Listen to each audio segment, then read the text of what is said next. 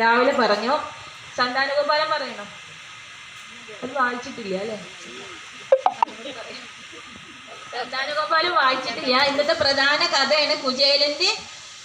അതായത് കുചേലന്റെ കഥ രാവിലെ അപ്പോട്ട് വളരെ വിശദമായിട്ട് അപ്പോട്ട് പറയുമ്പോൾ അവിടെ നിന്ന് കരയായിരുന്നു ഞാൻ. കുചേലന്റെ കാര്യം, കുചേലൻ എങ്ങനെ കൃഷ്ണൻ കൊണ്ടുവന്നു പിടിച്ചു എൻ്റെ ഭഗവാനെ എന്ന് പറഞ്ഞിട്ട് അതൊക്കെ നമ്മൾ മനസ്സിൽ കാണണം. ഇതൊരു ചരിത്രം കേൾക്കുന്ന പോലെ അല്ല അത് കേൾക്കേണ്ടത്. നമ്മളത് ഉൾക്കൊണ്ടിട്ട് അത് അനുഭവിച്ചറിയണം. എന്താ നിനക്ക് കിട്ടിയെന്ന് ചോദിച്ചാൽ നമുക്കത് പറയാൻ പറ്റില്ല. ഇപ്പൊ സപ്താഹ സദസ്സിൽ ഇവിടെ വന്നിട്ട് നിങ്ങൾക്ക് എന്ത് കിട്ടി എന്ന് ചോദിച്ചാൽ ഒരു 10,000 രൂപ, അതല്ല. എന്താ കിട്ടിയെന്ന് ചോദിച്ചാൽ നമ്മുടെ ആത്മാവിന് ആ ഒരു അനുഭൂതി, അതെന്താ കിട്ടിയെന്ന് അപ്പോഴേ അറിയുള്ളൂ. എല്ലാവരും എന്നോട് ചോദിക്കാറുണ്ടോ ഇപ്പം എന്താ ഇങ്ങനെ വായിക്കാൻ നടക്കുകയാണ്, അതുപോലെ അങ്ങനെ ഇങ്ങനെ പോവുകയാണ് അമ്പലങ്ങളിലേക്കൊക്കെ. അപ്പോൾ ശരി, ഇപ്പം നിങ്ങൾക്ക് എന്താ കിട്ടുന്നത്? ചില ആൾക്കാർ രാഷ്ട്രീയക്കാരൊക്കെ പറയുമായിരുന്നേ, അച്ഛൻ വലിയ രാഷ്ട്രീയക്കാരനൊക്കെ ആയിരുന്നു, CPM KSTM മാഷൊക്കെ ആയിരുന്നു, അവാർഡൊക്കെ കിട്ടിയ മാഷ്. അപ്പോൾ അവരുടെ പ്രവർത്തനം രാഷ്ട്രീയക്കാരൊക്കെ ചോദിക്കേ, ബിന്ദു നീ ഇപ്പം എന്തിങ്ങനെ നടന്ന് വായിക്കാൻ പോവാണല്ലോ എന്ന് പറയും. നടന്ന് വായിക്കാൻ പോവാണ്, അതെന്താ ഇപ്പം നിങ്ങൾക്ക് അവിടെ പോയി കിട്ടുന്നത് ചോദിച്ചു. എന്താ കിട്ടുന്നത് ഇപ്പം നിങ്ങളുടെ അടുത്ത് പറയാൻ പറ്റുമോ?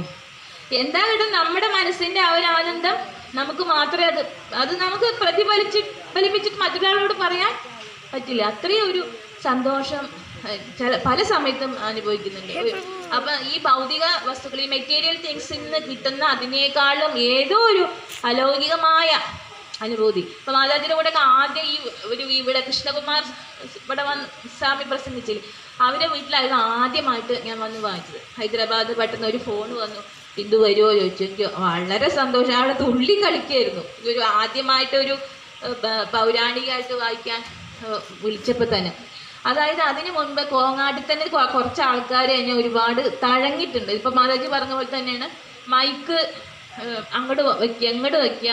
അതായത് ഇപ്പം എനിക്ക് മുഴുവൻ കഴിവുണ്ടെന്ന് ഞാൻ പറയുന്നില്ല, പക്ഷെ എന്തെങ്കിലും ഒരു പ്ലസ് പോയിന്റ് അത് ശത്രുവിനുണ്ടായാൽ പോലും നമ്മളത് അംഗീകരിച്ചു കൊടുക്കണം അല്ലേ?